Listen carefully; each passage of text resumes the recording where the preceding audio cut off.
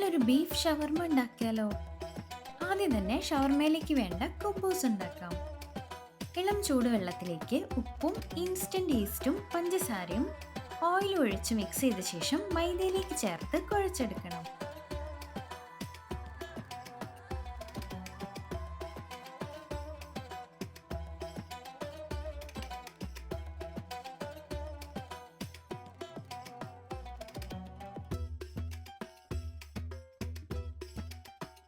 ഇനി ഇതൊരു മണിക്കൂർ റെസ്റ്റ് ചെയ്യാനായിട്ട് വെക്കാം.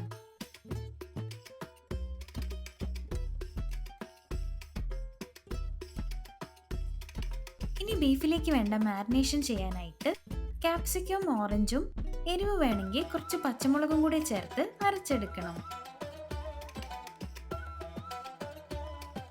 ഇനി ഈ പേസ്റ്റിലേക്ക് ഓനിയൻ പൗഡറും ഗാർലിക് പൗഡറും പാപ്രിക്കയും തൈരും ഇഞ്ചി വെളുത്തുള്ളി പേസ്റ്റും ഓയിലും ഉപ്പും വിനീഗറും കൂടി ചേർത്ത് മിക്സ് ചെയ്തെടുക്കാം.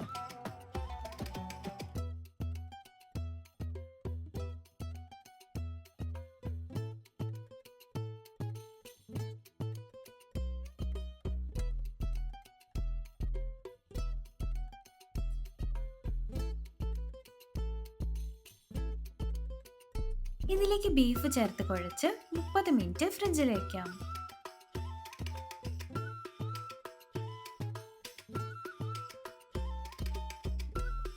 ഒരു മണിക്കൂറിന് ശേഷം കുബൂസ് ഒന്ന് പരത്തിയെടുക്കണം.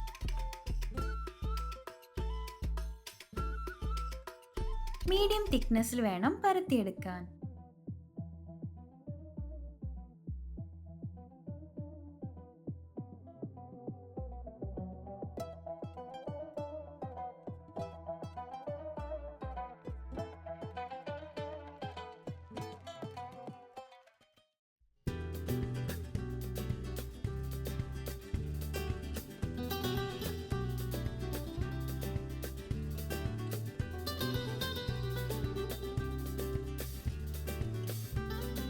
മീഡിയം ടു ഹൈ ഹീറ്റിൽ കുബൂസ് ഒന്ന് കുക്ക് ചെയ്തെടുക്കാം.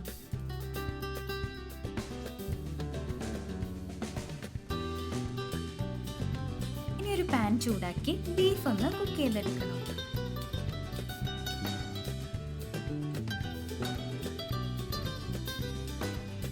ഇനി കുബൂസിലേക്ക് വേണ്ട ഗാർലിക് സോസ് ഉണ്ടാക്കാം. അതിനായിട്ട് വെളുത്തുള്ളി, ഉപ്പ്, നാരങ്ങാനീരും ഓയിലും തണുത്ത വെള്ളവും കൂടി ചേർത്ത് ഒന്ന് ബ്ലെൻഡ് ചെയ്തെടുക്കാം.